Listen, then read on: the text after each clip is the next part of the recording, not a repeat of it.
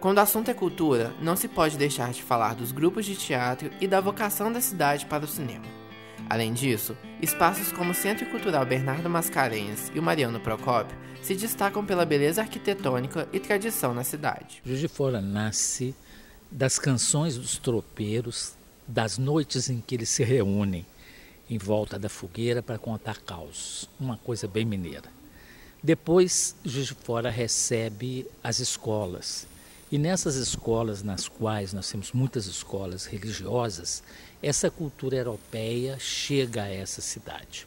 A importância de Juiz de Fora e da sua cultura está atestado na presença de Carriço Filmes, da Orquestra Filarmônica, que são pessoas que vão chegando e vão trazendo coisas novas, como mais tarde chega a Promúsica, como o Centro de Estudos Teatrais, o Grupo de Divulgação, e que permanecem dando à Universidade Federal de Juiz de Fora um lastro muito grande.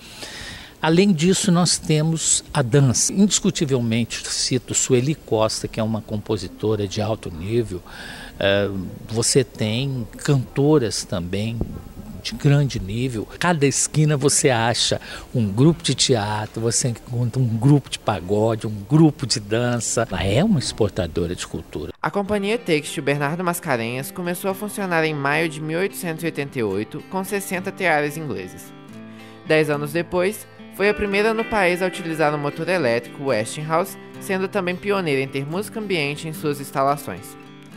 Em 1921, havia 107 indústrias em Juiz de Fora, e devido a esse desenvolvimento, o município foi comparado a Manchester, famosa cidade industrial da Inglaterra. O Bernardo Mascarenhas era do norte de Minas. Em 1885, ele vem para essa região porque aqui a ferrovia já estava chegando, já tinha uma população que prestava serviço à economia do café. Ele já vem com o projeto de instalar essa indústria têxtil. Ele traz técnicos ingleses, traz teares ingleses, escolhendo a proximidade com a ferrovia, de onde chega os fardos de algodão, a matéria-prima. A indústria têxtil, ela foi muito importante e ela progrediu porque você estava num momento de aumento da população, com a imigração. A Juiz de Fora, ela foi se organizando urbanisticamente dentro do processo da industrialização. A cidade foi fundada com um plano, um projeto de linhas retas. Juiz de Fora está, sobretudo, ligado aos percursos, aos caminhos, às estradas de rodagem, as estradas de ferro. E ela surgiu diferente de outras cidades anteriores, do século anterior, que é do XVIII. Ela não surgiu em torno de uma igreja, mas em torno desses caminhos construídos, alguns rudimentares, outros em plena tecnologia, na modernidade da época, como a própria Estrada União Indústria. A cidade teve suas lideranças que foram fundamentais para esse processo de sua emancipação administrativa e política de Barbacena, depois a sua consolidação com uma riqueza importante e a reversão desse excedente da riqueza na formação de indústria, de bancos, de melhoramentos como escola, teatros. Mas existe posições quanto à dita fundação, o que eu trato como o surgimento da cidade. Não há como se negar o papel proeminente do capitão Antônio Dias Tostes no surgimento dessa cidade. Ele falece em 1850, um dos seus genros tem um papel importante, que é o próprio Halford. Então eu acho que é muito mais uma questão de interpretação e de dar a cada ator o seu definitivo papel e dentro de uma cronologia. Acho que a cronologia define o papel de cada um. Juiz de Fora é criado, primeiramente, é um curato. Santo Antônio do Juiz de Fora, em 1815. Distrito de Santo Antônio do Juiz de Fora, em 1828. Depois, Freguesia de Santo Antônio do Juiz de Fora. E por um erro de publicação da lei, quando ela vai ser elevada à vila, em vez de sair Santo Antônio do Juiz de Fora, da comarca do Paraibuna, a comarca jurídica, é publicado Santo Antônio do Paraibuna. Isso só vai ser retificado por um neto do Antônio Dias Tostes, que é o Barão de São Marcelino, que é o autor de uma lei em que se retorna a denominação anterior, que é Cidade do Juiz de Fora. O museu está diretamente vinculado à sua área, a esse processo de desenvolvimento. Então, Alfredo Ferreira Lage, em 1915, transforma a Casa Paterna no primeiro museu casa do país, um museu particular, que 6 anos depois, em 1921, é inaugurado oficialmente para comemorar o centenário de nascimento do Mariano Procópio. O cinema sempre foi uma parte expressiva da cultura juiz-de-forana, tendo grande importância artística e histórica para a cidade. O Carriço teve uma importância grande no sentido assim, eu acho que ele fez um registro da cidade, e esse registro até hoje para a gente serve como uma espécie de registro histórico, né?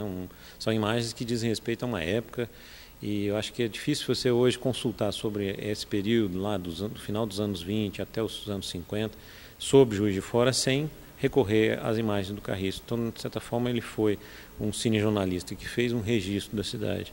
Mas, ao mesmo tempo, ele era uma espécie de cronista também. Através dos filmes do Carriço, pensar os grandes eventos, pessoas importantes que passaram pela cidade. O Carriço foi aquela figura do pioneirismo, né? Ele foi um exibidor, né? Ele montou um cine popular, né? De certa forma, ele visava democratizar um pouquinho o acesso do público mais simples à cidade. Aí depois, eu acho que depois desse pioneirismo, a gente teve, depois nos anos 60, o SEC, o Centro de Estudos Cinematográficos, né? Houve um pessoal que começou a produzir filmes, tanto do ponto de vista independente, em Super 8. Você teve também um momento importante, talvez, foi a figura do Zé Sete, filmando aqui com pessoas em Juiz de Fora e com pessoas daqui. Isso acho que houve um estímulo muito grande para a produção da cidade. Então, tem pessoas como Mauro Pianta, pessoas como o Alexandre Alvarenga filmaram com ele aqui em Juiz de Fora. Talvez a partir dos anos 2000 cresceu mais a produção, muito por conta da Lei Murilo Mendes, que, embora seja com muito pouco recurso, mas permitiu que várias pessoas começassem a fazer filmes. Aí começa a aparecer Alex Eiter, Rogério Terra, mais recentemente Marquinhos Pimentel, que tem uma função, são pessoas que tiveram ou têm, como o caso do Alex e do Marquinhos, estão produzindo ainda, assim, uma relevância grande para a cidade. A gente tem também, os festivais têm uma tradição na cidade. O primeiro festival de cinema brasileiro, segundo consta, foi feito em Juiz de Fora, 2 anos antes, um ou 2 anos antes do Festival de Cinema Brasileiro de Brasília, né? Um marco interessante, uma cidade do interior ter feito um primeiro festival assim de abrangência nacional. Depois a gente teve o primeiro plano. Tem agora iniciativas, né, de novas mostras, novos festivais aparecendo. A cidade tem uma vocação para o cinema. No próximo bloco, você confere aqui no Mosaico a importância da UFJF para a cidade, os momentos que marcaram no esporte e outras curiosidades. Não saia daí, o Mosaico volta já.